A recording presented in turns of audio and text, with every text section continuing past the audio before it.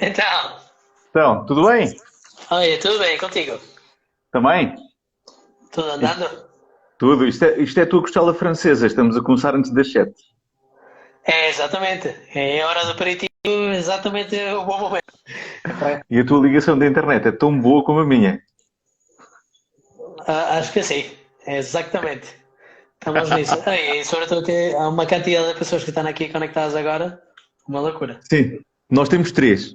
13. Nós temos três. Estamos a fazer competição ao Noma, estamos a fazer competição ao Soalheiro, estamos a fazer. Facilmente, facilmente. Eu Então, acho como está a que vida? tudo está tudo ótimo. Está tudo ótimo e contigo.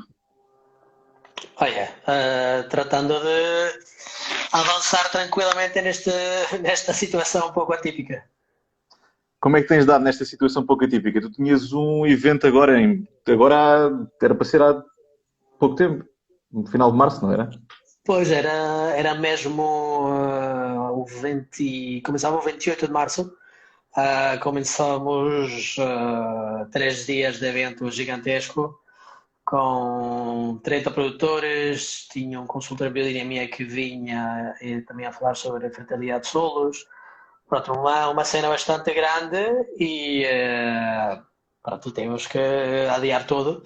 Tive a sorte que o hotel com que eu estava a trabalhar, que o Pestana Palace, pronto, perceberam totalmente esta estrutura, o que é uma situação extraordinária e conseguiram garantir a mesma forma de trabalhar, mas que adiemos a uma próxima data. Então, normalmente estamos aqui a falar esta semana, o objetivo é fechar tudo, acho que o mais razoável será para o próximo ano. É? Sim.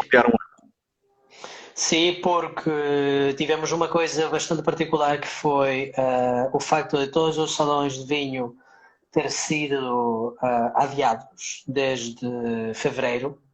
Sim. Tudo começou a ser já junho, julho, agosto e até o final do ano.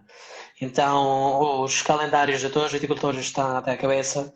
Muitos que têm que ir aos Estados Unidos, que têm que ir à Austrália, pronto. Sim. E o objetivo não é fazer isto igual. Uma coisa que falámos muito com os produtores na altura é que um momento de partilha com um bom ambiente, não é? Com uma boa energia para partilhar com todos os assistentes, uma coisa um pouquinho mais privada, é só para 50 pessoas por dia, não é uma coisa gigantesca. Então, o objetivo é também ter um ambiente agradável, positivo, e acho que daqui a julho isto ainda nem sequer sabemos o que é que vai acontecer, não é? Em termos de hotelaria, eu acho que vai haver ainda muito esse impacto do Covid. Eu acho que ainda vamos estar bastante tempo para reabrir as coisas. Pois, e é sobretudo que dentro da visão a longo prazo para, por exemplo, para mim, o meu trabalho como empresa é uma dúvida completa do que é que vai acontecer amanhã. Já o que tem acontecido até hoje, quem é que vai conseguir acompanhar o nosso trabalho, não é? O dinheiro que tínhamos fora, o que é que vai acontecer com esse dinheiro, não é? Porque isso também é outro problema. Quem é que vai conseguir resistir se isto demora mais tempo? Uhum. Porque se isto demorar, imagina, 3 ou 4 meses mais, não sei se muitas das empresas vão conseguir soster uh, as rendas, soster os orçamentos, os ordenados das pessoas. Então, pronto. É uma situação mesmo atípica, totalmente extraordinária, mas pronto, temos que continuar a viver, pá. E a Vinhos Livres, como é que se prepararam ou se estão-se a preparar para reagir a este. Olha, por acaso a Vinhos Livres tem uma grande sorte de que, como era um one-man show, uh, finalmente o risco se aminorou, porque não tenho muitas pessoas a cargo, então, além da minha contabilista com quem trabalho muito forte, porque pronto, eu tinha o início do ano 2018 foi muito complicado para mim, a nível contábil, tinha uma pessoa que não estava à altura e pronto, perdi muito dinheiro por causa disso. Então tive que rever a estrutura toda e agora pronto, é a pessoa que me ajuda mesmo a 100%.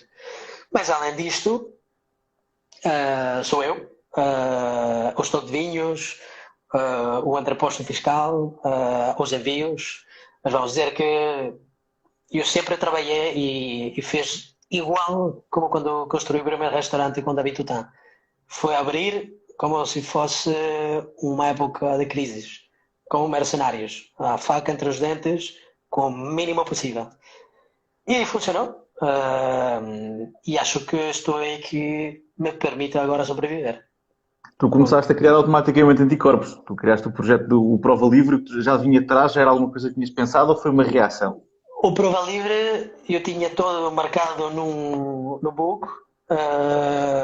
Meu objetivo de lançar o Prova Livre era acompanhar o desenvolvimento da masterclass, o desenvolvimento de fazer aulas, de fazer provas de vinhos, porque para mim, dentro do meu plano de estrutura, era 2 anos fortes, full time, dentro da restauração, porque pronto, é o meio que eu conheço e sobretudo a ligação que acho muito importante para estabilizar a imagem deste tipo de vinhos. E a partir dali, ano 3, que normalmente seria 2021, era iniciar já com uma comunidade de vinhos. Então pronto, estou a estar no papel, o IT sabia como fazer, já tínhamos o esquema do website, tínhamos o esquema de tudo, tivemos que adiantar o trabalho. Estamos nisto agora, porque o objetivo não é só criar uma plataforma de venda, um e-commerce, porque acho que não é o meu objetivo final. Porque quando queres ter a atividade de importador, não podes matar a todas as pessoas que também trabalham dentro disto, não é? As garrafeiras que têm o desejo de trabalhar contigo, ou com os viticultores com que tu trabalhas. Então, se entrar para baixar os preços e ser o mais competitivo, mas matar o resto das pessoas que poderiam ser parceiros a longo prazo, acho que não é interessante, não é? Porque não há uma Claro. diversificação. Então, o meu objetivo nunca foi fazer um e-commerce, por exemplo, nunca tive, até o Uhum. dia de hoje. Mas o meu objetivo é fazer conjuntos de seleções, mais dentro de um aspecto de prazer, formação, descobrir, que minimamente, ok, vou ter, imagina, 18 garrafas de afrodisíaco de David Leclapar.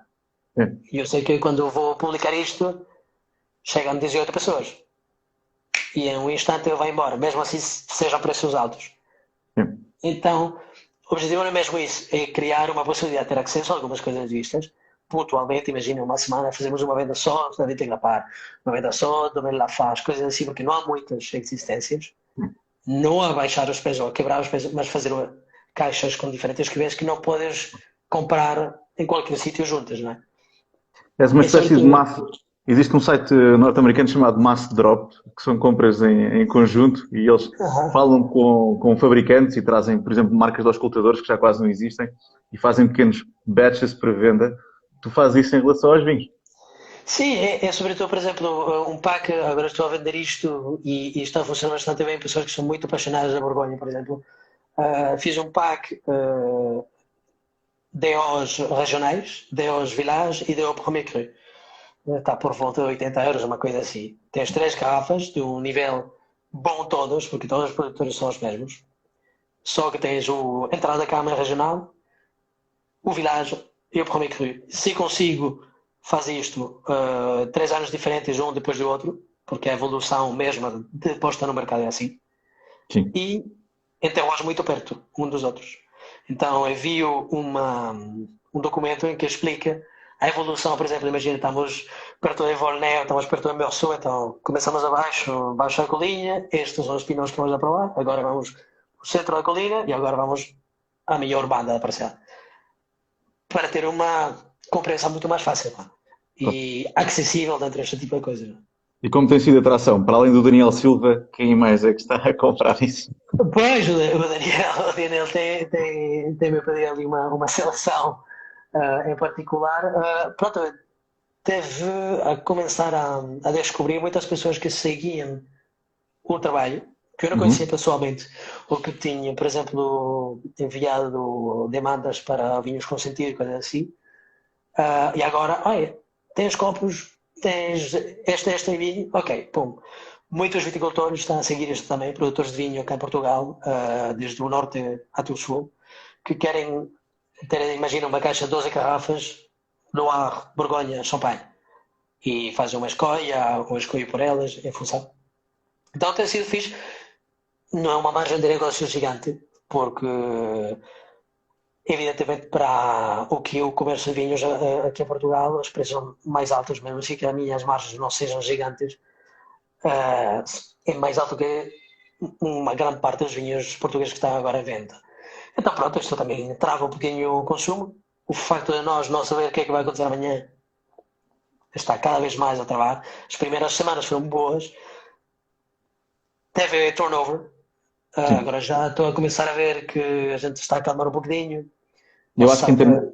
em termos de impacto económico vai se sentir realmente, creio eu, no início de junho. É, exatamente. Eu acho que sim, ao final de 3 meses, já quando a gente vai perceber que isto é uma questão global e que a economia global está empatada, não só os restaurantes pontualmente, os hotéis, mas tudo. Já vamos a começar a limitar nossas despesas dentro de o que realmente necessitamos. Então pronto, eu sei que não sou um bem de consumação essencial, não é? E não tenho produtos que sejam essenciais para a vida, mesmo assim que seja. O vinho é essencial. Pois, e é também um prazer, também uma colheita boa, não é? São estes momentos de gosto, também são momentos pronto, que aportam uma certa qualidade de vida. Mas pronto, é uma realidade que vou ter que reformular toda a estrutura. E grande parte também do facto de eu ter muito objetivo para os restaurantes no início, não desenvolvi muito o cliente particular durante Sim. estes 2 anos.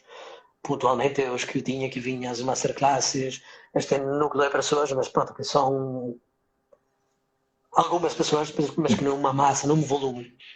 São, são pessoas já com uma certa consciência, uma certa sensibilidade. Pronto, cada um tem a sua vida e as suas despesas, mas não é uma massa a nível financeiro ou económico que te permita ter um desenvolvimento e, sobretudo, um crescimento, não é? Sim, mas ao fim de 2 anos, chegaste em Portugal final de 2017, certo? Junho 18, Ok. já oficial. Comecei a Ok. vir, a imprensa já estava criada a início de 18. Mas ao fim de 2 anos também tens trabalhado muito bem na consolidação da tua imagem. Eu acho que, pelo menos a nível dos centros urbanos de Lisboa e do Porto, o teu nome é reconhecido como alguém que sabe o que está a fazer, que é alguém que tem, de facto, uma história ligada ao que é o bom vinho e o bom serviço.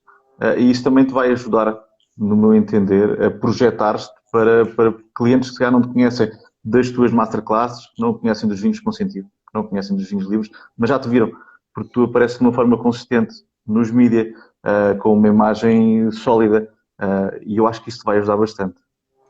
Olha, eu agradeço, mas espero que isso continue assim. Um dos objetivos que eu tinha também a terceiro ano era desenvolver cada vez mais a formação.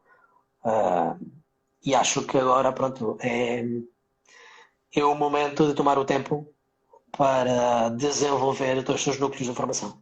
Porque há demanda e a gente tem tempo, vai ter tempo, porque não vamos todos conseguir ir a trabalhar amanhã no site. Então, pronto, vamos ter que também aproveitar este tempo para nos formar com formações que são acessíveis, não preços loucos, não 2 anos de formação contínua, mas pouquinhos, e começar a criar. Eu sempre chamo isto, sabes, como drawers, Sim. para começar a ter aqui diferentes informações e começar a encher o móvel todo. E pouco a pouco crescer assim, não é? E eu faço isto também agora no dia a dia. Claro. Faz E como sentido. é, e como é que tem sido o teu dia a dia neste Covid-19? Mais tempo com a Olha, filha? muito intenso, porque aqui temos os pequeninos. Lembras-te que a Bárbara tem um filho também de 10 anos, então ele está connosco, esteve connosco quase o primeiro mês todo, porque o pai está a trabalhar, Sim. então ficou aqui connosco todo o primeiro mês, senão é uma semana sim, uma semana não. E pronto, a pequenina que está a crescer, pronto, que é como um vegetal, isto é uma loucura. Já estás a começar a descobrir como é que é isso, não é? A minha está à espera dos dentes. E ontem foi a primeira noite difícil. Olha, âmbar, os colares de âmbar para acalmar isso tudo, é essencial. É essencial. E pronto, até isso eu fiz porque eu sempre me lembrei uma coisa que eu queria manter. Foi todos os meus grandes amigos cozinheiros, grandes pessoas com quem eu trabalhei, que trabalhamos muitas horas, e sempre me disseram, e isso eu sempre me lembrei, nunca conseguimos ver os nossos filhos crescer, Sim. sobretudo os primeiros anos. E pronto, momentos como estes são um, priceless. Não há comparação. Ou seja, poder ter uma rotina com eles, dedicada a eles também. O que é que vais fazer o almoço? O que é que vais fazer o jantar? O que é que vais fazer o lanche? São perguntas que nós não fazíamos o dia a dia, não é? Do meu ponto de vista, acho que esta quarentena foi uma benção. Porque eu consegui estar as primeiras 5 semanas da Vitória em casa. E isto foi até ao início de novembro. E agora Pois, consegui estar a março. Portanto, os primeiros 6 meses e meio de vida da Vitória, eu vou conseguir estar quase 3 meses e meio com ela. E eu, espetacular. Espetacular. E acho que isto também nos leva. Porque eu sempre tenho uma comparação muito forte entre o envelhecimento dos vinhos e acompanhar um filho. E eu aprendi isto por viticultores numa época e comecei a perceber a realidade agora. E esta importância de mostrar um caminho, guiar, um, ter sempre uma forma de mostrar os limites, dar um exemplo também, fazer experimentar, por exemplo, agora a pequenina está a começar a comer, ter essa ligação com a comida. Estou a fazer a horta, por exemplo, desenvolvi uma parte grande da minha horta agora, que já tinha feito o ano passado, quase em sua totalidade em biodinamia, e consegui sobreviver perto aqui do mar, o que era bastante complicado. sim, o sal que vem com a umidade Super mata quase tudo. complicado. E tínhamos aqui duas, três doenças. Olha, foi quatro ou cinco chamadas de amigos viticultores. O que é que posso fazer para isto? Pam, pam, pam, pam, faz isto, tac, tac, tac. Olha, e sem ter preparados biodinâmicos consegui sobreviver. E tivemos os primeiros legumes para a pequenina desde o início. Mas isto também permite ter uma ligação com as coisas mais básicas, mais essenciais e questionar cada vez mais mesmo o meu próprio trabalho. Com quem estou a trabalhar. As coisas que eu acredito e que não acredito. Tomar tempo para abrir garrafas, para analisar garrafas, analisar com tempo, com uma semana. E tens aberto garrafas? Muitas? Uf, uma loucura. Qual foi a Ah, garrafa até agora que te marcou mais nestes dias? que, Que te marcou mais? Que te surpreendeu? olha, tive, por exemplo, a nível da abertura, fiz um exercício, eu sempre, normalmente eu faço isto de abrir, tiro um copo, vejo como está a temperatura, se estou aqui a retificar a temperatura, e a partir dali aproveito. E foi muito fixe, dois vinhos ao mesmo tempo, um tinto e um branco. Estive a provar um Lafarge Fleury Clovernet, de 2016, que pronto, tinha muita concentração, muito fortes, e o início era fruta, fruta, fruta, fruta espetacular. O dia seguinte já começou a isto a ter umas nuances com mais profundidade, a boca relaxou um bocadinho, já tinha mais fluidez. E uma coisa que aconteceu totalmente ao contrário com o branco 2014 de Jean Londron, Les Fiers du Bray, as vinhas mais antigas. Abri esta coisa, não sei, há 2 meses que não tinha provado, a nariz estava super discreta, super discreta. Tipo, se eu compararmos aqui, o miúdo grande que não se quer acordar às 10 da manhã. Está ali. E esperei umas boas 2 horas, já que isto começou a falar, não terminei a garrafa, normalmente eu não, intento não terminar durante o dia, faz o almoço e jantar e continuo o almoço e jantar a seguir. Espetacular. A relação que tive entre este foram evoluções contrárias entre Uhum. um vinho novo e um vinho já mais antigo, que evoluíram totalmente no oposto, mas acho que também foi a ligação da idade que o desenvolvimento com a abertura foi totalmente diferente. Foi espetacular. E o terceiro dia, o 2014, estava incrível. Pronto, eu já tinha muito pouco, mas foi muito bom. A surpresa me surpreendeu muito. Recebi uma quantidade de vinhos, entretanto, porque antes do evento, pronto, eu tinha recebido 10 palas de vinho. Então, tive ali uma quantidade de coisas para provar, sobretudo fiquei super impressionado do champanhe de Résonance de Marie Courtin. Ok. Eu estive em casa dela isto foi aqui, novembro do ano passado. Provámos toda a gama, trouxe garrafas comigo. 4 meses. Uau, esse Pinot Noir estava incrível. Já uma tranquilidade dentro da garrafa, está já mais à vontade, está menos duro, ah, assim é menos agressiva, está espetacular. E é a que vê mais básica dela, é a que vê da entrada de gama. Sim, esses foram os vinhos surpreendentes nesta guarda. E abrimos bastantes. Fiz ali um par de provas livres e essas provas a cegas que eu estive a fazer o sábado foi fixe. E o feedback das pessoas foi muito bom por fazer isto no Zoom. Eu nunca tinha utilizado esta plataforma para fazer provas a cegas e pronto, funcionou bastante bem. Funcionou? Tiveste Sim. adesão? Muita adesão? Sim, não é volume gigantesco e a maioria pessoas que já me conheciam, que se tinham aqui inscrito o evento, que já tinha aqui uma certa ligação, houve na altura de fim de semana da Páscoa, pronto, a maioria tiveram que adiar, cancelaram isto, aquilo, a maioria ficaram com as garras, não encontraram tempo, porque já algumas pessoas estão a trabalhar. Mas as primeiras 2 vezes ficou bem, não muitas pessoas, mas o que é interessante é fazer provas a cegas com pessoas à distância, é estar a esperar este feedback, porque eu gosto de fazer provas quando tu também estás a ver a mesma coisa que eu, não é? Sim, Se não é um bocadinho, como dizem os amigos brasileiros, um bocadinho ruim, não é? É, é como comer em frente a alguém que tem fome, não é? claro. E dentro dessa ideia foi muito fixe porque dentro da apresentação que eu tive enviei uma carta com indicações para eles fazer, porque Sim. se tivéssemos os vinhos preparados na mesma altura, mesma temperatura, mesma temperatura, tudo. E foi muito fixe porque foi acompanhar à distância a evolução do mesmo vinho. E foi super agradável. Gostei. Por coisa que quero voltar a fazer mais, acho que eu vou fazer com as masterclasses, fazer uma masterclass um pouquinho mais reduzida sobre 2 vinhos, mas acompanhar já com o tempo. Acho que pode ser mais divertido para todos. Boa. Bem, tu és um homem ligado ao biodinamismo e és um homem ligado à holística. Hum, Sempre foste assim ou houve alguma coisa que te marcou na tua vida que te fez estar mais atento a esses paradigmas da vida, o holístico, a biodinamia, que te puxou para aí?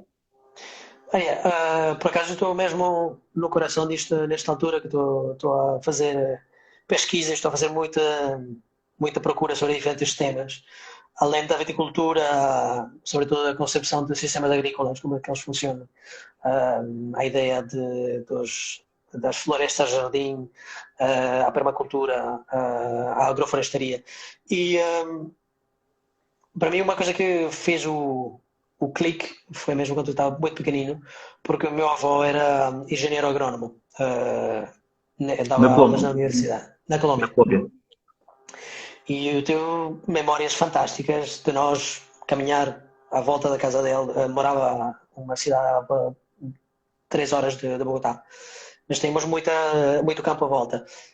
E era incrível que íamos caminhando, ele tinha na época, imagina, 75, quase 80 anos, caminhava para cima, para baixo, sem problema. Uma pessoa que, pronto, era a cena dela, estar ativo e ter isto. Mas alguém muito sábio, sabes, muito calmado. Mas a Sim. cada metro quadrado que fazíamos, isto, aquilo, tá, pá. E foi sempre uma aprendizagem de coisas muito simples. Quando eu já estava um pouquinho mais crescido, quando eu voltei da França, a primeira vez eu fui à França aos 11 anos, quando eu voltei. Às vezes nós sentávamos a falar e ele contava-me, por exemplo, que todo o pensum da universidade tinha mudado totalmente, que ele dava aulas na universidade. Porque nos últimos 20 anos tinha mudado tudo. Os livros, a visão sobre a viticultura, a visão sobre a agricultura, a utilização de produtos. Mas uma coisa que é incrível é que em casa, a horta que ele tinha atrás Sim. era sempre igual, da mesma forma que ele fazia antigamente. E um circuito que era mesmo redondo. 2, 3 animais, árvores à volta, 2, 3 árvores de fruta. linhas pequenininhas, super, super juntas, todos os legumes uns aos outros. Então funcionava. Tudo o que comíamos, por exemplo, deitávamos alguma coisa, nunca deitar fora, utilizávamos isto, fazia o próprio composto fora. E este por aí foi uma ginástica. Quando eu fui-me embora, pronto, morar em grandes cidades do mundo, eu nasci em Bogotá, não é? E Todos, vais à França aos 11 anos e é onde dizes que ganhaste a tua paixão pela cozinha. sim, e sobretudo que nessa altura eu morei numa casa no campo, mesmo no campo. Era uma aldeia de 500 habitantes, então era campo a perda de vista, de onde estão todas as grandes árvores frutais do Rhône. Então Uhum. havia cerejas, pêssegos, tudo, tudo, tudo. Até vimos ali a colina do Hermitage ali para baixo. E Tu vais para a França aos 11 anos, é um intercâmbio que fazes tu andavas no Liceu Francês em Bogotá. exatamente. E pronto, fiz esse intercâmbio, fiquei lá e foi a primeira ligação que eu tive real com a vida do campo, com animais. Tínhamos dois burros, três cães, dois gatos e produzíamos uma horta, cozinhávamos muito bem e já ali comecei a ter essa sensibilidade. Quando comecei a entrar no restaurante do vinho, foi provar e dentro da prova ver as diferenças. Ou seja, não era uma questão unicamente olfactiva e sensorial, mas era uma questão de sensação geral. Ou seja, como é que eu me sentia depois de beber tal e tal coisa. Qual era a receptividade que tinha no meu corpo. Porque eu tive que fazer muita pesquisa quando eu cheguei à França, porque há muitas coisas que eu não conhecia, sabores que eu não conhecia, cheiros que eu não conhecia. E foi quase igual. Foi começar a zero, depois cozinheiro, só pensar em cozinhar, cozinhar, cozinhar. As mãos, mas o Sim. resto não. Mas tu fazes este intercâmbio em França, que terá durado 6 meses? Não, eu não fui um ano inteiro. Foi um ano inteiro. Ou Eu nem- morei uma família lá, né, um ano inteiro. Voltas em 99 para Bogotá Uhum. e depois vais. O que é que te transporta nesses 7 anos de Bogotá para Biarritz em 2006? 3 anos depois vou fazer um estágio durante o verão na França, em Paris, como cozinheiro, Ok. para ver se isso é a minha cena. Eu ainda estou na escola. Adorei. Fiquei lá todo o verão, 4 meses. Foste à, Não reve- ganhei. foste à revelia ou com o apoio da família? Não, não, não. Meu pai me ajudou, porque eu disse: pai, eu quero ver se isto é o meu. E tinha um amigo que morava em tal sítio, conhecia um chefe, pá, pá, pá, pá, pá, e ajudou-me. Ele pagou a minha viagem e ali nós conseguimos ter uma coisa fixe, que foi que eu dava a força de trabalho da manhã e eles pagavam-me o preço do quarto. Então eu trabalhava lá 5 dias por semana e fazíamos todo a zero. Era para uma coletividade de 80 pessoas, almoço, jantar, todo feito à mão, nada congelados, esse tipo de coisas. Então foi fantástico. E foi a partir dali que todo começou já a ter um desenvolvimento diferente. E o teu desenvolvimento, para além de diferente, foi exponencial, porque tu chegas a Biarritz em 2006, com 19 anos, certo? Uhum. E Sim, aos, sim, sim. e aos 22 ganhas o Campeonato Mundial de Maître d'Hôtel. Pois, um, é mesmo totalmente obsessional pela cozinha. Uh, Todo estava nos dedos das mãos, todo estava aqui durante imagina, 4 5 anos é enciclopédia, além da escola, além do treino, treinava muito, era super deportista, treinava capoeira na época, quando estive em Biarritz, fez mesmo uma escola de capoeira durante alguns anos para os internos da escola de hotelaria, ou seja, era muito dinamismo. E era cozinha, cozinha, fim de semana na sala para ganhar dinheiro, e a partir dali, pronto, descobri que é este mundo da restauração. E pouco a pouco descobres que é isto, gostas disto e deu-me a Porque piada. tu fazes essa transformação, tu apaixonas-te pela cozinha, tu vais atrás da cozinha, e quando chegas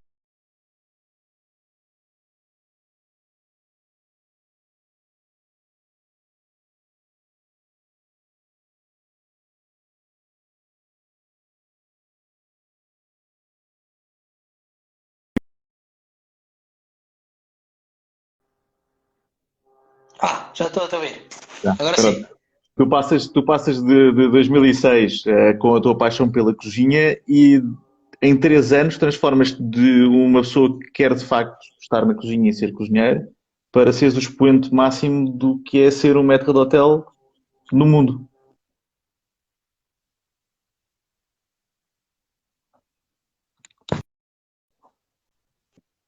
Estou cá. Eu estava a entrar à cozinha e depois fiquei ali. Não faz mal. Tu vais em 2006, vens com esta força de querer ser cozinheiro e da cozinha e da paixão pela cozinha, mas em 3 anos transformas-te no expoente máximo do que é ser maître d'hôtel, do que é o serviço na restauração de alta qualidade, fine dining. Pois, acho que foi exatamente da mesma intensidade que quando eu descobri a cozinha. Foi se abriu uma porta nova, ver um mundo fantástico, falar idiomas, cultura geral, ligação com as pessoas, não discutir unicamente de comida, mas de vida. E a partir dali começar a pesquisar o que é a técnica, o que é o serviço à francesa, como é que isto funciona, o serviço frente aos clientes e a partir dali é como tudo, não é? É prática, prática, prática. Evidentemente, nesses anos não teve férias, nada, era uma loucura. Mas foi muito Tu, bom porque não era preciso. tu nessa altura estavas no Bugarite. Foi depois disto, depois deste concurso, que Sim, entrei no Margarito. ok. E tiveste no Bugarite 2 anos, 3 anos? Não, foi a temporada toda. Eles normalmente renovam o plantel todo de Sim. cozinheiros e pessoas de sala cada ano. Eu estive lá a temporada toda, ou seja, a primavera, verão, até o início do outono. Foram coisas que 6, 7 meses, uma coisa assim. Depois eles fecham o inverno e voltam a Sim. atacar. Mas eu não tinha terminado ainda a escola, uh, porque quando eu descobri lá o vinho, eu queria continuar. Eles me ofereceram um trabalho para eu ficar lá, mas nessa altura acho que não, achei que não era um bom momento porque ficar lá era ficar lá por muitos anos. Sim. Era fazer parte de uma equipa que só eram 5 ou 6 pessoas fixas, para 20 pessoas na sala. Então pronto, era já pôr a chave ali e começar a morar lá por muito tempo, não é? Mas depois vais para o Astrança. E depois, entretanto, foi muitas coisas. Depois de lá, voltei à França, fiquei no sul da França, trabalhei lá no verão para ganhar dinheiro como cozinheiro na Costa Azul, para ganhar dinheiro. Uh, Como sommelier, depois de terminar os estudos de sommelier, nessa altura, ao mesmo tempo que no verão eu trabalhei como cozinheiro, o resto do ano trabalhei como sommelier. E depois desse primeiro ano, David Tutam me liga a abrir o restaurante dele em Paris, Uhum. que foi na época HP Substance, e diz, olha, Sim. é um momento. E passei de hobby sommelier em um ano a gerir um restaurante aos 23 anos. Uma loucura. Portanto, tinhas saltado de um compromisso a longo prazo com o Garrito para, passado um ano e pouco, assumires um compromisso com o David Tutan. Mais ou menos. E ficou assim durante um ano. A relação dele já com o parceiro começou a deteriorar um bocadinho. Eu não queria ficar nessa situação e pronto, depois foi Lucas Cartón, porque eu adorava este senhor, queria trabalhar com a dança aderente. E David conhecia o chefe de cozinha, ligou, olha, é possível? E a partir dali, pronto. É uma história que segue a outra. Lucas Cartón, depois La Reserve. Entretanto, entre Lucas Cartón e La Reserve, abrimos David Tutan novo restaurante. Ganhamos o restaurante Michelin em 10 meses. Abrimos um segundo restaurante ao lado e já quando estávamos até aqui, Jérôme Bontel me propõe para ir lá na reserva, abrir um palácio e em 7 meses conseguimos ter 2 estrelas Michelin na mesma. Foi muito fixe. E foi ali que, pronto, o Astrance apareceu um ano depois. E no meio disto tudo, nunca perdeste vontade de pegar no carro e ir visitar produtores? Não, era quase cada semana. Mais ou menos. cada fim de semana, que era possível. Era comboio até um ponto X, alugar de carro, tinha, e por agora ainda tenho, os cartões de Europcar, Business, Pro, e alugava muito, muito, muito, muito, muito, muito, muito. E viajei, não sei, fiz uma grande parte da Alsácia até o sul, por Deus também uma grande parte, La Vallée de la Loire, pá, foram muitas viagens, muitas viagens. Mas isso foi o que fez que isto funcione. Não há, não há forma de esconder isso tudo. E tens uma paixão pelos vinhos da Hungria. Além disso, porque também foi igual. Terminando o curso de extensão, isto foi 2009 a 2010, foi mesmo depois do Mugarit, um concurso mundial, não, um concurso europeu sobre vinhos de Hungria. Uhum. Tenho a possibilidade de postular, inscrevi-me e pronto, éramos 16 da Europa toda e levei o primeiro prémio, uma dotação de Tokai até a cabeça, ainda tenho algumas coisas velhas e foi descobrir isto, pá, foi espetacular. Não fomos a Tokai diretamente à volta dessa viagem, mas eles depois me levaram, foi a Associação de Sommeliers da Europa, levaram-me para a Geórgia como o prémio. Em 2009. Não é a Geórgia que é agora. Estamos numa época em que isto era muito mais calminho, não havia tanta, não se falava tanto de vinhos naturais lá, não se falava tanto de tudo o que ouvimos agora. Como não se Uh, falava, não se falava em quase parte nenhuma da Europa na altura. sim, sim, sim, era mesmo muito, muito discreto. Nós estivemos em Tbilisi, viajámos em Carreci, todos os sítios. As pessoas que encontrávamos mais eram os monges, que faziam os monastery wines, e muitos viticultores independentes. Nas grandes estradas não havia nada, só vinhas, e um senhor, a sua casinha, morávamos lá, comíamos com ele, e pronto, foi assim que descobrimos isto tudo, e a chá e toda esta comida que é fantástica também. Mas foi muito interessante, acho que eu gostava muito de voltar agora, para ver a mudança, acho que tem sido gigantesca, gigantesca. A mudança de 2009 até agora não foi só nas Geórgias, não foi só nos vinhos naturais, foi também no serviço. O serviço que se autoproclamava como fine dining quando tu ganhas o metro do hotel em 2009, se calhar já não é o serviço que se procura no fine dining. Não, é mesmo diferente e sobretudo que agora, e acho que mesmo agora, nesta altura, estamos a rever todos estes códigos também, porque nessa época era muita técnica, era muito protocolo, muitos gestos, know-how, memorização, todos os queijos da França, todos os vinhos da França, todos os licorosos e tal, para fazer as ligações com isto e isto. Mas havia menos a ligação humana. Sim. E o facto, quando eu comecei a fazer isto na França, o que foi muito fixe, o facto de falar muitas línguas, francês e as línguas, sabes como é que é isso? Não todos são muito adeptos disso. Então, pronto, rapidamente encontras ali uma forma para trabalhar e a partir dali, espetacular. Foi conhecer pessoas, ter uma ligação já mais emocional, porque não eres de lá. A gente acredita que eres de lá porque não houve um sotaque particular, mas fisicamente o gajo não é de lá. E pronto, e começas a ter uma ligação ali com as pessoas e vi que essa era uma força grande que eu tinha, rapidamente. E para mim agora é totalmente o contrário. A técnica é importante sim, mas acho que o mais importante agora é a ligação humana, a Mas gestão dos humanos. é um bocadinho aquela lógica do Henri Cartier-Bresson na fotografia que diz que tu só podes esquecer as regras da fotografia quando as sabes todas. É mais ou menos isso. Também é uma questão disso. Chegas num momento que te sentes tão à vontade, estás tão confortável no que fazes o dia a dia, que já a técnica passa a um segundo plano.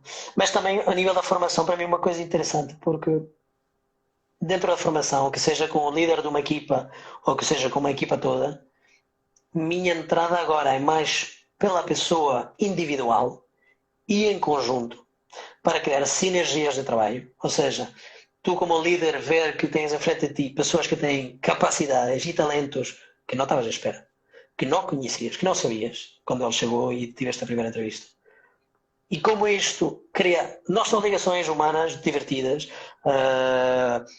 de um bom feedback, partilhamos a mesma coisa, mas valências, precisa de alguém com uma visão de fotografia, alguém com uma visão de design, alguém com uma visão mais dentro dos fatos, preocupado pela aparência. Cada pessoa te pode aportar uma coisa boa. Sim. E se tu construís estas forças dentro da tua equipa, todas as pessoas têm esse reconhecimento e não só vais ter um ou dois bons, mas a equipa toda vai se sentir reconhecida e vão ficar contigo. O importante o importante é darmos espaço à individualidade de cada um para contribuir para uma equipa enquanto uma só. E eu acho que isso, pelo menos a minha ideia, errada ou não, que não se fazia. Pensava-se na equipa, mas na excelência do serviço em si.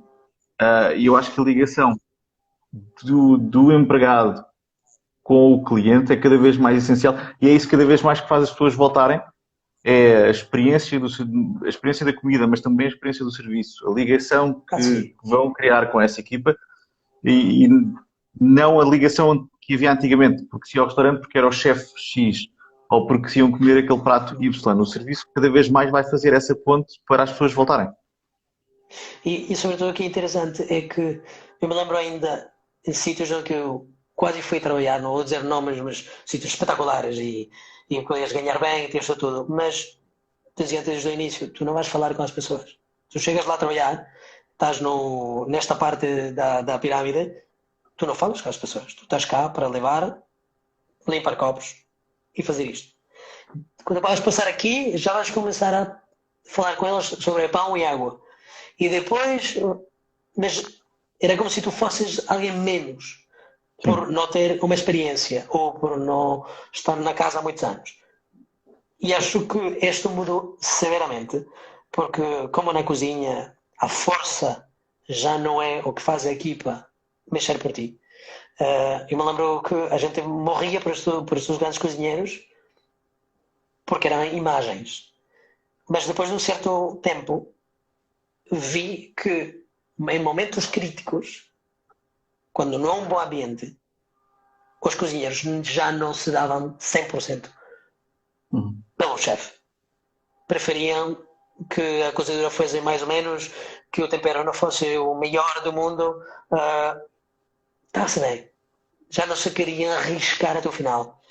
E foi ali que eu percebi que se tu te unes em humanidade com as pessoas, elas vão estar lá porque gostam de ti e porque acreditam em ti, não porque têm medo de ti. E isso para mim foi uma mudança diametral. Que eu era um mau, era um gajo horrível, pá. Quando eu fui gerir a HP Substância aos 23 anos, a única forma era os golpes, pá. Ou seja, os golpes, eu não batia. As pessoas à volta, alguns se batiam na cozinha, mas era desagradável. Palavras fortes, seco, sempre com ânimo de pôr a pessoa mais baixo.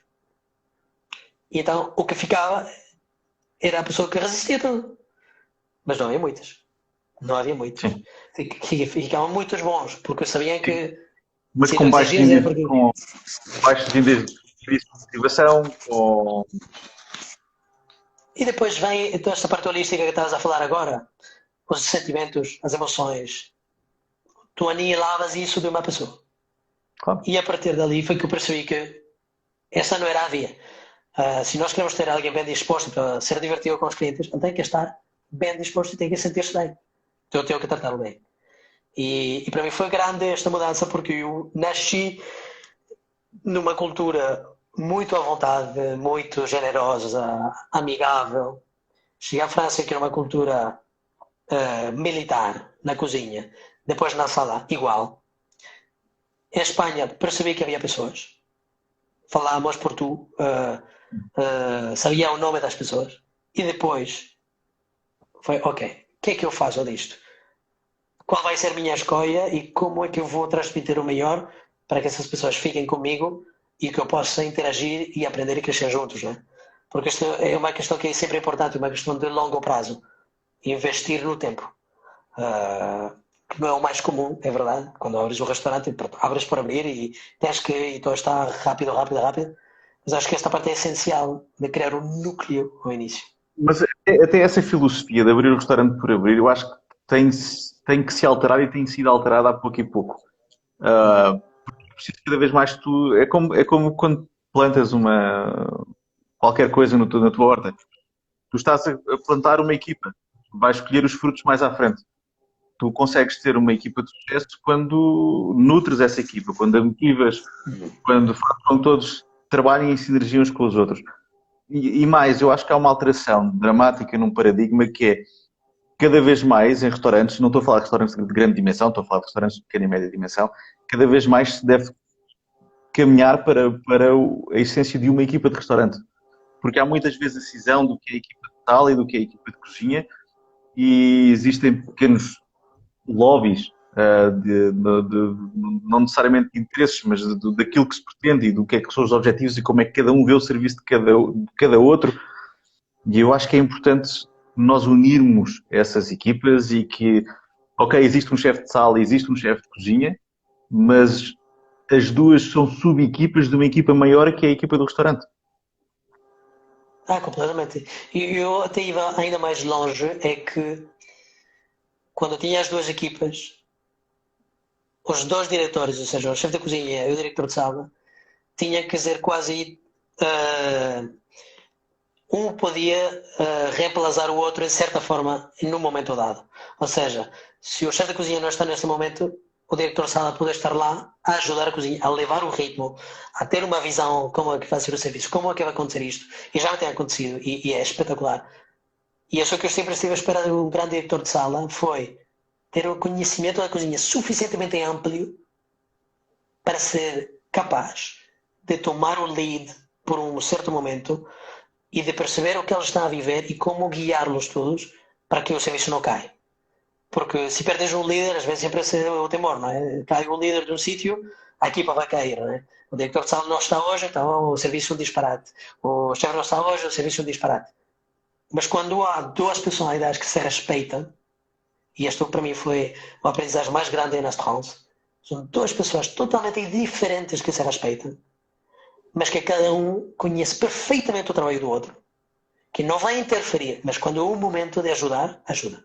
Me lembro o único dia que Christophe Wanner esteve em France para o serviço, a mulher dele teve um acidente, uma coisa foi assim, às 5 liga-me e diz, olha, não vou conseguir estar no serviço. Então, lá, já às 6 íamos todos jantar e eu, ok. E diz-me, a chave está na tua mão, é teu. Não há problema nenhum. O chefe veio falar comigo, logo que eu já entrei. Alejandro, hoje, pronto, já sabes, o Cristóvão está aqui. Pronto, vais tu a correr bem. Eu vou estar contigo, vou gerir aqui o ritmo do serviço. Sei que não vais conseguir fazer tudo, porque eu fazia o vinho maioritariamente nessa parte, mas vamos gerir isto tudo sem problema.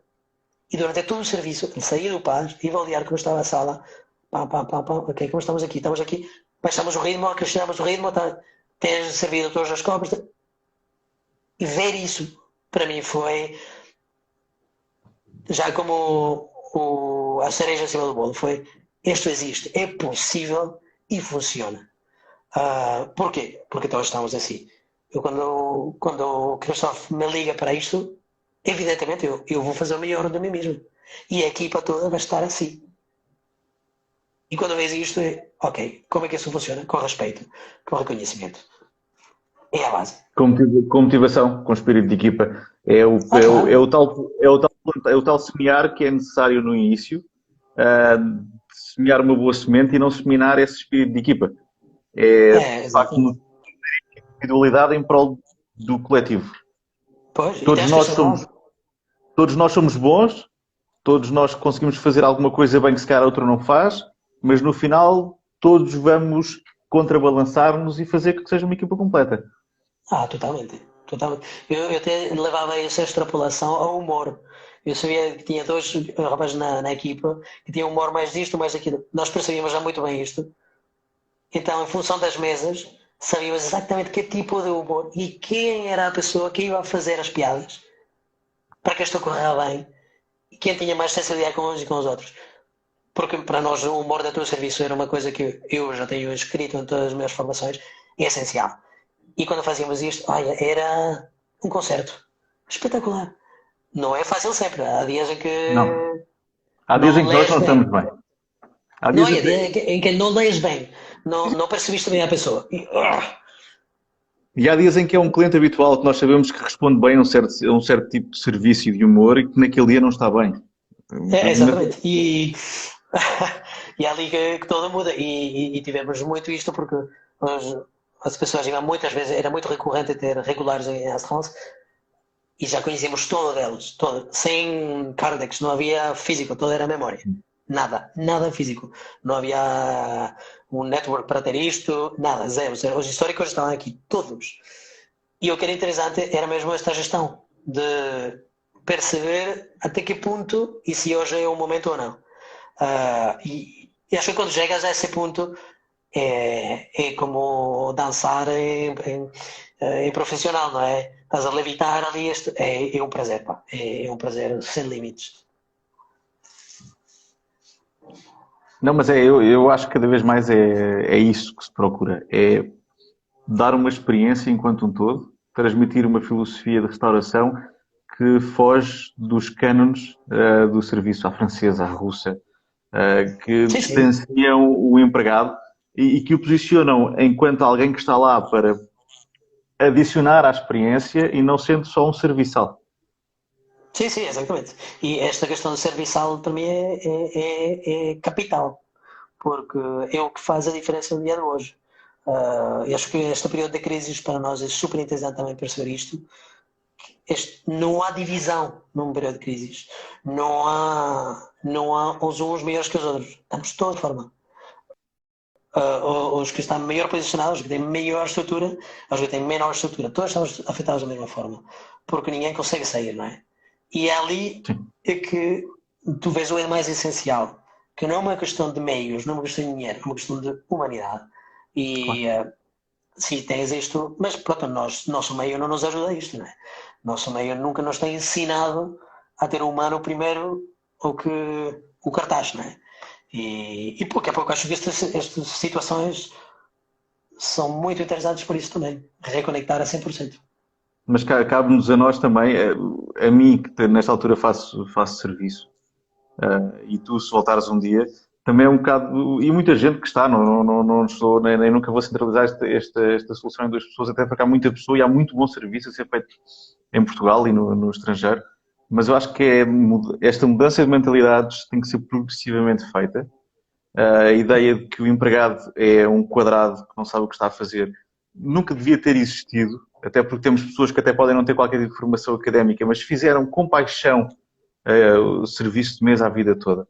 E às vezes sabem fazer as coisas sem terem que ter esse tipo de formação. Mas Claro. acima de tudo é promover uma experiência de restauração em que não existam egos, por muito complicado que isso seja, ser uma experiência contínua em que existe uma ligação entre o que é a filosofia do restaurante, entre o que o cliente está à espera e fazer com que seja uma experiência. Mais do que tudo, o ir ao restaurante está cada vez menos a deixar de ser ir comer ou ir beber o vinho, para ser a totalidade de todas as variáveis e ser, de facto, a corporização de uma experiência. Sim, sim. E é um ambiente muito cultural. Eu tinha visto, por exemplo, o mesmo desenvolvimento na Colômbia que aqui em Portugal. Uh, Culturalmente tínhamos outras costumes para ver o pessoal de serviço, porque nós tínhamos uma estrutura social diferente, tínhamos pessoas que estavam em casa, tínhamos uma ligação com as pessoas que estavam connosco que era muito diferente. Em outros países que não têm os mesmos meios para ter este tipo de estrutura social e que esta visão mais colonial antiga já se tem diluído pelo tempo, percebes que pronto, já há uma mais homogeneidade dentro de tudo isto. Mas uma coisa importante é cada pessoa dentro do seu restaurante também impor isto, mas não impor no sentido coercitivo, mas impor no sentido de transmitir às pessoas com que ele está a trabalhar.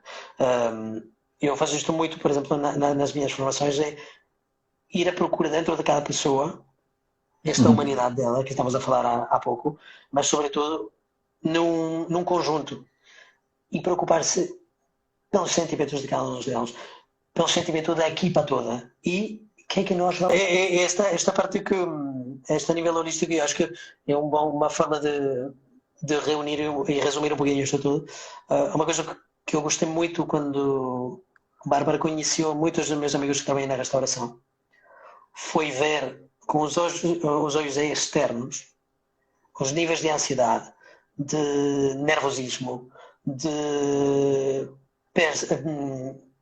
faltas de confiança em si próprios, dentro de muitos dos meus amigos com quem eu trabalhava, que fossem na cozinha ou na sala. Eczemas, alergias, muita coisa.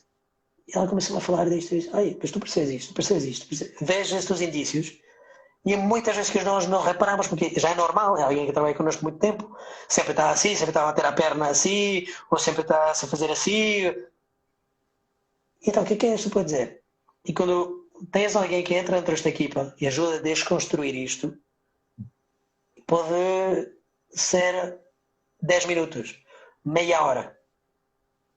E o resultado é espetacular no final disto. Porque não é só produzir, estar numa estrutura quase militar, mas é também ter esta ligação, porque nós estamos a procurar uma experiência, mas esta experiência tem que ser medida por pessoas que estejam em capacidade de dar uma experiência. E acho que dentro do que temos feito, e uma coisa que eu gostaria de desenvolver muito, é entrar com estruturas de meditação curtas, estruturas de relaxamento curtas, porque não temos muito tempo, sobretudo quando fazemos repartidos, para aprender a alongar o corpo, para aprender a alongar cada parte do corpo, as costas, o pescoço, as pernas, porque isto cria muitos problemas pequenininhos que se vão acumulando, as várices, isto, aquilo, os problemas das costas, as escolioses, isto tudo. Se nós trabalhamos todos os dias 5 minutos, 10 minutos, ou mesmo durante o serviço, já a nível mais da visão do serviço, exercícios de respiração para quando estás no topo do serviço, que está cheio a bombar. Que é o ir lá atrás e respirar fundo. Sim, eu, por exemplo, faço muitas coisas que é encontrar um sítio na sala, por exemplo, um canto na sala, em que tens uma visão inteira da sala, mas que te permite que não ser visto, ou seja, que não estás no meio da sala, estás só um cantinho e te permite ver e depois ficar lá 30 segundos, um minuto. E ver, analisar e baixar os batimentos cardíacos, baixar a respiração em muito pouco tempo para conseguir resultados. Quais são os resultados? Menos erros em tomar decisões, menos erros em a ligação com as pessoas. E isto, para mim, estavas-me a perguntar qual que foi um dos tipos que ajudou muito a esta parte holística para mim, foi isto. Eu sobrevivi na restauração graças ao yoga. Senão, minhas pernas, meu corpo estava estragado. Foi mesmo isso, mesmo isso. A mim o que me ajudou foi ter começado aos 34 anos. Mas é uma coisa engraçada porque tu achas que aos 20 e tal tens muita energia, tens muita força, consegues fazer tudo, o mundo nunca vai te travar em qualquer coisa. Mas começas a ver com o passo do tempo, com uma rotina diária, que começas a ter problemas físicos, começas a estar cansado, começas a ter coisas que não funcionam bem, não consegues alongar as pernas, coisas simples, e ali... ao acumular do cansaço, e não é só cansaço físico, o cansaço emocional. Tudo isso vai adicionar e tudo isso vai te meter um peso nas costas que te vai degradando a capacidade que tu tens de prestar um bom serviço e de te ligares com os teus clientes.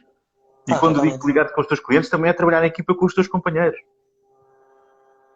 Portanto, é essencial as pessoas encontrarem uma escapatória saudável para este tipo de maleitas, de físicas, mentais, em que uma pessoa consiga concentrar-se, consiga relaxar, e quem o consiga no yoga, quem o consiga numa corrida, ir ao ginásio. Sim, claro. Eu fazia muito no ginásio, por exemplo, mas uma coisa que não me ajuda muito é que no ginásio tendes a ter muita força, mas então nunca alongas, ou seja, nunca alongas da mesma forma. Então aqui quando tens com a restauração, como sempre são os mesmos tipos de percursos, pouco a pouco o teu corpo fica cada vez mais duro, menos móvel, tens menos mobilidade.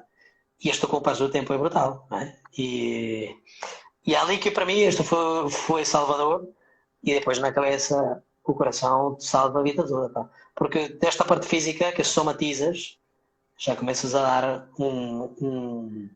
uma abertura, uma janela para trabalhar coisas internas. E ali é interessante. Para mim, a questão de família, estar fora de Colômbia há quase, não sei, 15 anos, não estar com a família, são coisas difíceis. E se tu não olhas para isto, isto cria buracos fortes em ti. E é importante ir lá, acompanhar a dor, acompanhar a tristeza. Mas não é fácil lidar com isto. Não é para nada fácil. E é importante ter uma estrutura. Sim, e ter uma aprendizagem, uma técnica, algo que te possa ajudar a entrar em ligação com isto sem resistência, sem medo. Pronto, existe, é o que é, então vamos lá à procura do que é isso. Em vez de, não quero olhar para isso. Eu fiz muitos anos isso, que era shutdown. Sim. E o resultado não foi bom. Quase 2 burnouts em espaço de 7 anos. Quando tens 25, 27 anos, É é um sinal. pouco. É muito. São as consequências disto tudo, não é? Mas, graças a Deus, tive a possibilidade de encontrar as pessoas certas no caminho que me alertaram sobre isto, a sensibilidade, e tudo isto se fez à volta do vinho, que é muito estranho, mas as pessoas que me conheciam em relação com o vinho, diziam, mas nós conhecemos alguém que pode ajudar a ter isto, uma kinesióloga e não sei o quê. O meu antigo chefe de sommelier diz, eu conheço alguém que me ajuda a sair do meu divórcio, tinha um problema pessoal, emocional e tal. Fiz. E deste a isto, disto a isto. E hoje, olha onde estamos. E outra coisa que eu acho também é importante e ajuda um bocadinho no não nos cansarmos do que fazemos é acreditarmos que nunca aprendemos tudo. É essencial. E é a busca do conhecimento, e o estudar, e o querer saber mais, e o procurar, e o ir a sítios e ver como é que outras pessoas o fazem ao nosso serviço, como é que outras pessoas apresentam o vinho. Isso vai contribuir para que cresçamos e para que também que melhoremos aquilo que estamos a fazer. E no dia em que achamos que demos tudo e que já sabemos tudo, então para mim só há uma coisa a fazer, que é sair. Exatamente. Exatamente. E nesse aspecto especial, por exemplo, a ligação com viticultores que têm práticas de viticultura de uma certa visão, eles próprios já têm modos de vida de uma certa forma. E estes modos de vida e têm comportamentos, têm sensibilidades, e falamos de outras coisas completamente diferentes que vinho. E isto abre muitas portas, e foi ali que eu percebi mais do que a consciência do solo, a consciência do trabalho forte da viticultura, a consciência do que se está a fazer em ligação com uma planta, só fazer vinhos. Porque não é só fazer, pode ser só fazer vinhos, mas não é só isto, não é uma atividade que está só restrita a isto. É algo muito mais grande que isto, mais amplo.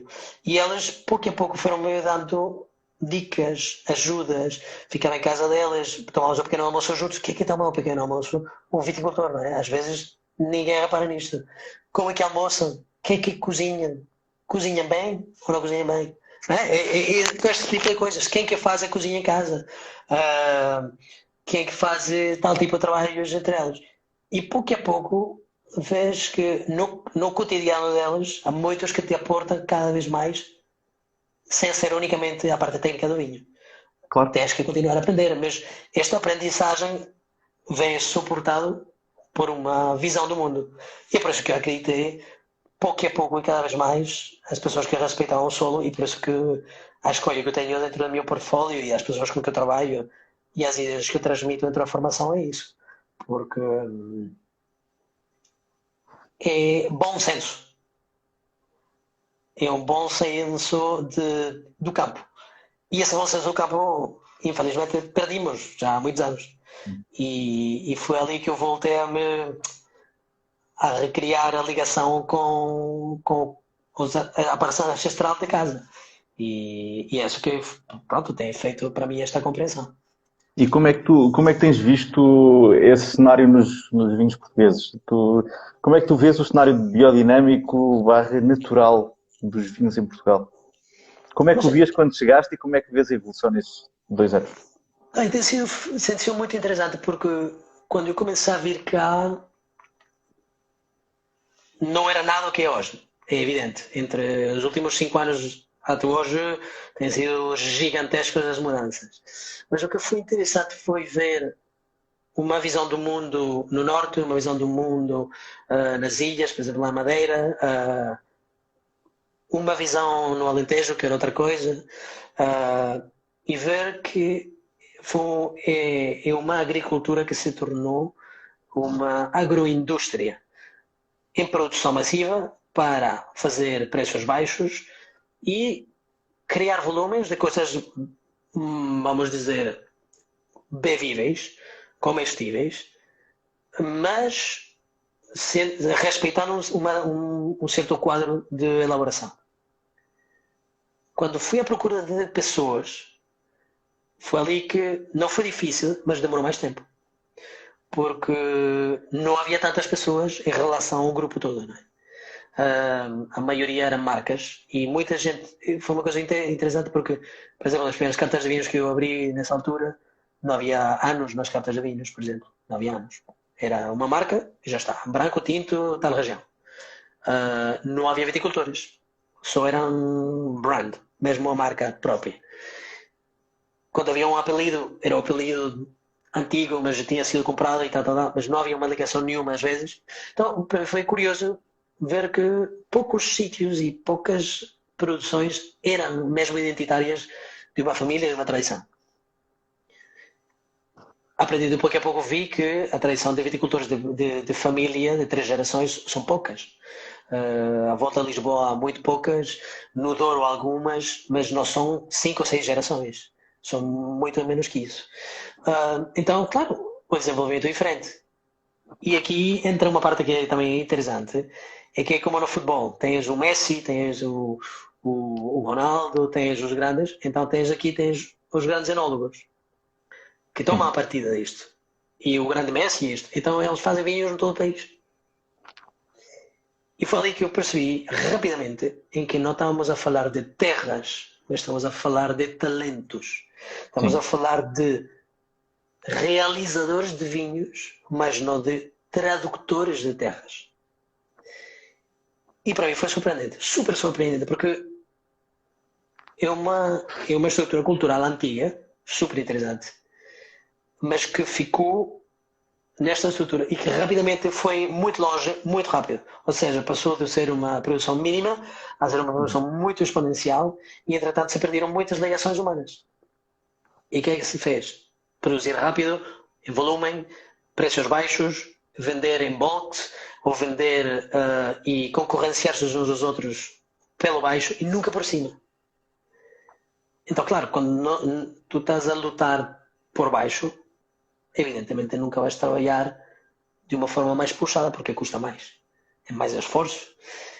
E o resultado disto é que vem agora uma evolução em que há pessoas que se sentem honradas e orgulhosas de um sítio em que estão, de uma herança da terra dos avós ou da terra do pai ou de uma história X que eles conseguiram se ligar.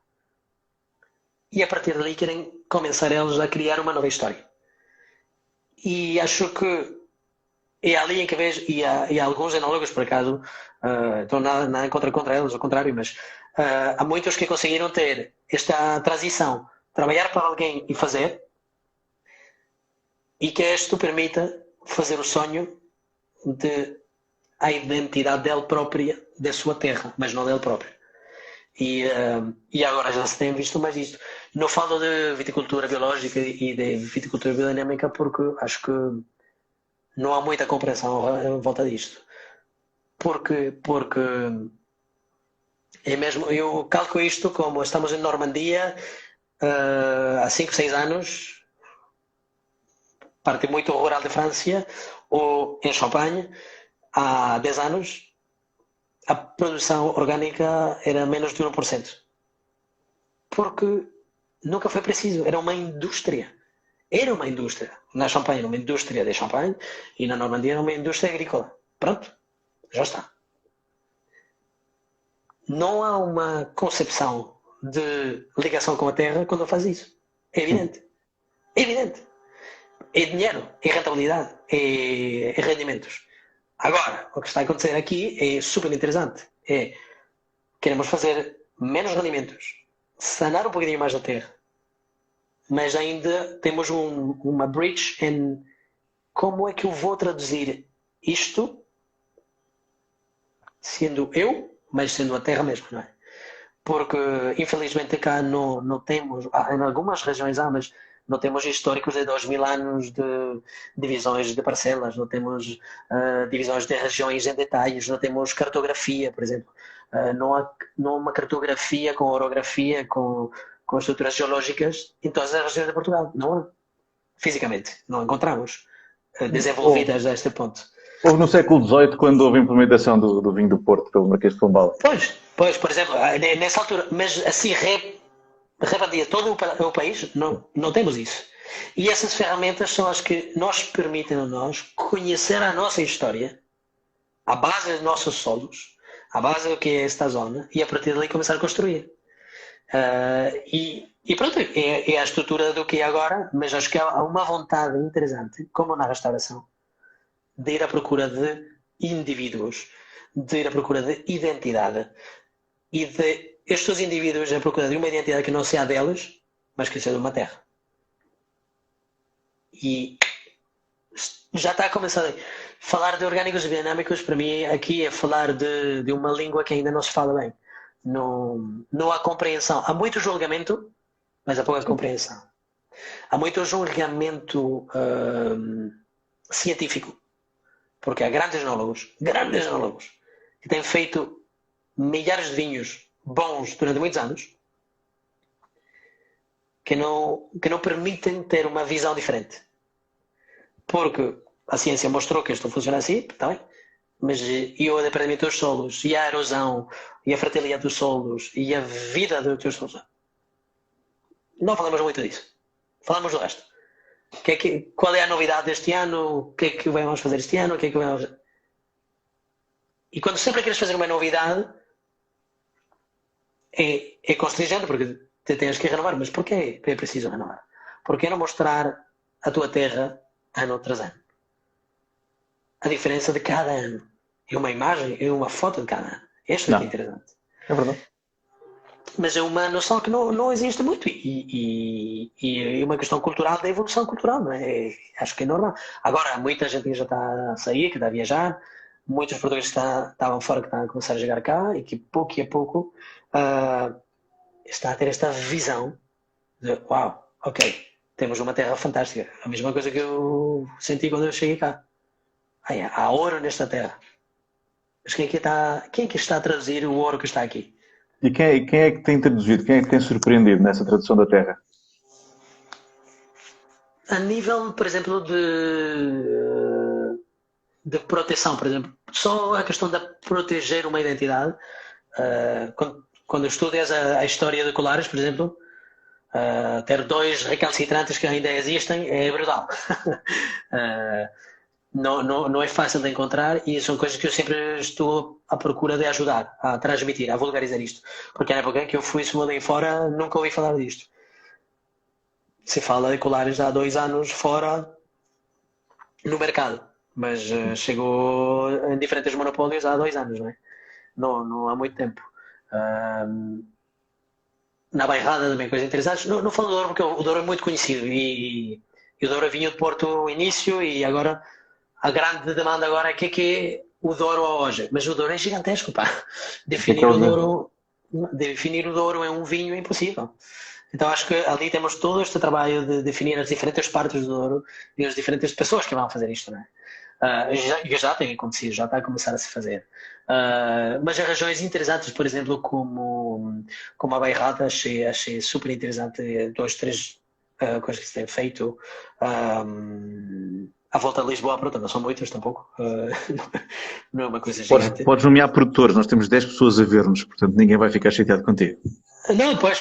Mas, por exemplo, imagina na Bairrada as pequenas expressões que eu vi entre o Mário Sérgio, entre Filipa, Conheci a François Chazon pela ligação com Paris, por exemplo. São identidades muito interessantes, por exemplo. Novas, recentes, algumas com mais tradição do que outras, com tradições super divergentes, mas que têm ajudado a evoluir, não é? O Mário Sérgio com uma tradição brutal, feita por ele. A Filipa pela tradição que traz do legado da família. Exatamente. Então são coisas diferentes, mas que se justapõem bem para criar identidades novas e que a gente fale da Bairrada, não é? Porque o meu objetivo principal, como agora estou a trabalhar num artigo sobre Portugal para uma revista na Suíça, como se fala da Madeira. O que é Madeira? O que é Madeira para aqui e o que é Madeira fora, não é? Todo este tipo de coisas que estamos a redescobrir outra vez. Os Açores. Incrível. É dos temas mais excitantes que há hoje. Acho que são como as Canárias, este tipo de sítios totalmente apaixonantes que estão a ser revelados pouco a pouco. Mas não há muitos actores. Não há muitos actores. Então, acho que em proporção a quantidade de pessoas em Portugal é normal também. É um país pequenino. Mas mesmo assim, acho que temos que incentivar nós no nosso trabalho cada vez mais. Esta procura de identidade. Portugal é pequeno, mas é o quarto país em área de DOC na Europa. Pois. É mesmo isso. E há uma tradição. Há uma tradição em todo o país, mas não há, no mesmo volume, a consciência do que está a fazer. E, sobretudo, para mim, a consciência da qualidade que se pode ter fora. A qualidade que se pode mostrar fora pode ser muito alta, mas com uma identidade própria, ou seja, criando nós próprios cá uma identidade do que nós estamos a fazer, ser orgulhosos disto, transmitir isto de uma boa forma, simples e posicioná-la bem. Mas não é posicionar pelos extremos, não o mais baixo nem o mais alto. Não vamos pôr cristais de Swarovski na garrafa, como se fazem na Provence. Não, ou trazer, imagina, não sei, a ideia é trazer barricas de fora e envelhecer o vinho em barricas de fora e então isto é mágico porque é envelhecer. Mas houve isso na década de 90, a chamada parkerização dos vinhos, em que os vinhos, sendo o Alentejo do Douro, eram pretty much the same thing. Tiveste uma fase até o início deste século em que os vinhos eram bastante standard. Os bons vinhos, e quando eu digo bons vinhos não eram os vinhos muito bons, eram a gama média, os vinhos eram todos iguais. Exatamente. E aqui estamos a ver uma situação curiosa. Aqui já não é Bordeus, já não queremos fazer Bordeus outra vez, mas queremos fazer a Borgonha. Então o que é que fazemos? Barricas que vêm de lá, redução. Queremos ir à procura destes cheiros de Chardonnay da Borgonha ou de Pinot da Borgonha. Mas para quê? Eu não quero beber um vinho de Dão, um vinho de Bairrada, como se fosse a Borgonha. Eu quero beber um vinho de Bairrada, um vinho de Dão, como são de cá, não é? Pode que te ajudes numa técnica, te inspiras numa técnica, mas fazer os vinhos em semelhança para ser isto... Com as leveduras de lá, às vezes. Essa parte já é ainda pior. Mas dentro da minha ideia, pelo menos é uma fermentação de variedades indígenas. Mas isso é que para mim é complexo porque há muito material cá, e como a Grécia, por exemplo, no dia de hoje, e como a Geórgia, são identidades fantásticas, histórias fantásticas, patrimónios sem par,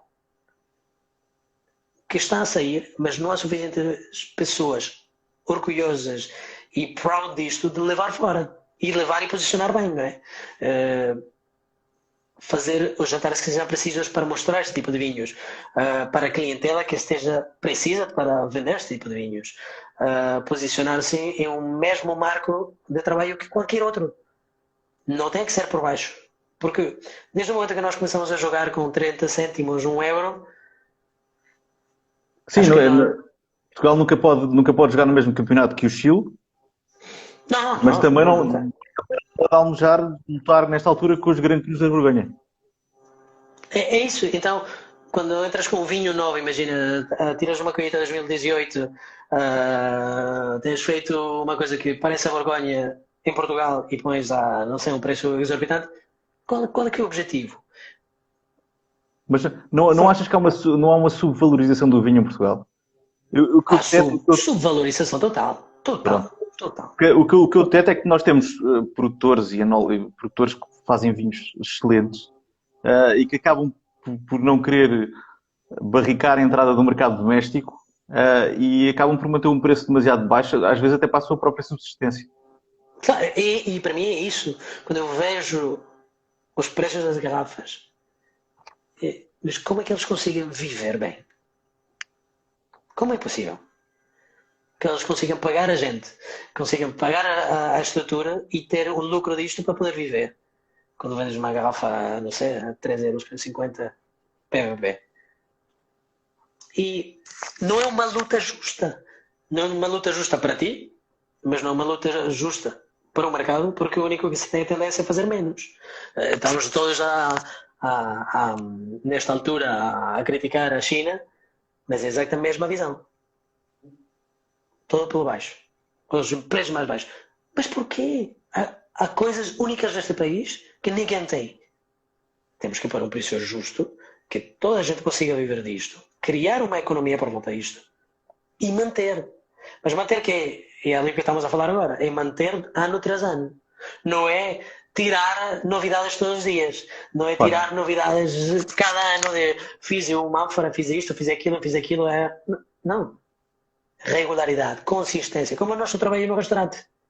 Todos os dias tens que estar aqui. Todos os dias. E essa consistência, evidente, quando tens cartas de vinhos que não têm anos, quando tens cartas de vinhos que são feitas por uma indústria no sentido industrial. Claro. Ali não há muito segmento, não é? E evidente, quando entras a falar de viticultura orgânica, rendimentos baixos, ter cuidado do teu solo, isto, aquilo, não há a mesma ligação. E num cenário em que é necessário até educar os nossos próprios consumidores ao que é o vinho nacional, qual é que achas que é a importância dos vinhos estrangeiros nas cartas dos restaurantes? Acho que uma questão de como educar isto é mesmo uma prova cegas. Por exemplo, é uma altura em que eu fazia muito isto, por exemplo, no restaurante, era pôr vinhos do mundo inteiro a copo a cegas. E quando eu tinha, por exemplo, franceses ou alemães que provavam Rieslings dos Finger Lakes dos Estados Unidos, diziam, isto está espetacular. Isto, que parte é Alsácia, que parte... Nova Iorque, meu caro. É isso. Mas existe vinho lá. Todo este tipo de coisas. Imagina, a Grande Syrah ou Pinot da Austrália, ou país do Chile, por exemplo, coisas assim. Vinhos tão leves, especiados, pá. Mas isto pode ser Vale do Rhône Norte, não sei o quê. Não. E ali é que o nosso trabalho é mágico. E sobretudo numa estrutura gastronómica como a de Portugal agora, que está em pleno desenvolvimento, acho que é importante ter ali esta ligação. Que estamos na mesma igualdade de condições. Não é porque português tem que ser o copo a 5 euros e porque que é de fora a 11. Não. Pode-se encontrar em preços justos pares. E nesses pares comparar qualidade. E comparar satisfação. E comparar gosto. E a partir dali conseguimos ter resultados bons. E das coisas que para mim são mais excitantes agora é transmitir esta sensibilidade à terra, esta sensibilidade ao trabalho um pouquinho mais puxado pela viticultura, pelo acompanhamento pouco intervencionista dentro da elaboração, mas tendo sempre uma visão mais aberta, sem tanta trava sobre isto, porque pronto, N vezes já me têm dito, como bem te imaginas, mas para que trazer vinhos de fora para aqui, nós temos o melhor do mundo. Ok, não há problema nenhum. E será que uma berinjela ou uma beterraba daqui será melhor uma que outra? Acho que não tem nada a ver. Os solos são diferentes, as condições são diferentes, os constantes são diferentes e as histórias são diferentes. Mas o que é interessante é deixar-se guiar abrir as portas, provar, e para nós não há melhor forma que no Kobo há uma legitimidade total. E quando provamos isto, ok, uau, espetacular. Mas porquê que aconteceu isto? A outra dia que estive a acompanhar esta prova a cegas, reparar a influência da abertura em 30 minutos, em 1 hora, em 2 horas. Uau, mas é que isto não é monocromo, isto tem variações, tem uma abertura e esta e tal. Mas já está muito acostumado por isso, porque sempre é quase igual. Tá? E é ali que tu consegues sensibilizar isto, mas pronto, é muita formação, é muita transmissão. E sobretudo sem ter medo de fechar portas na nariz, não é? É sobretudo isso. Bem, Alejandro, para acabarmos, Diz-me, recomendo um vinho abaixo de 20 euros. um vinho abaixo de 20 euros. Daqui, Pode. de fora, Podem ser dos teus. Recomendo um vinho abaixo de 20 euros. um vinho abaixo de 20 euros. Olha, por acaso há duas coisas agora. O vinho de cá. Há duas coisas que eu adoro beber cá. Que é este posto Quercus de Filipe Pato, que na época era feito em litro. Espetacular. Que acho que está embaixo dos 20 euros. E dentro dos meus, acho que é as coisas mais simples. O Fibolito de João Lodon. Eu estava com à espera de um fibolito.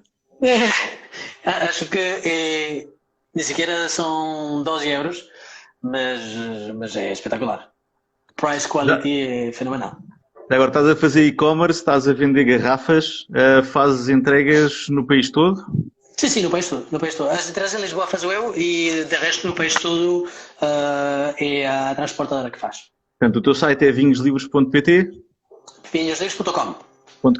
É internacional. E o site de venda vai estar aqui ativo daqui à próxima semana. Pronto. Então visitem, sigam o Alejandro. Da minha parte, obrigado e obrigado, Alejandro, por esta conversa de quase hora.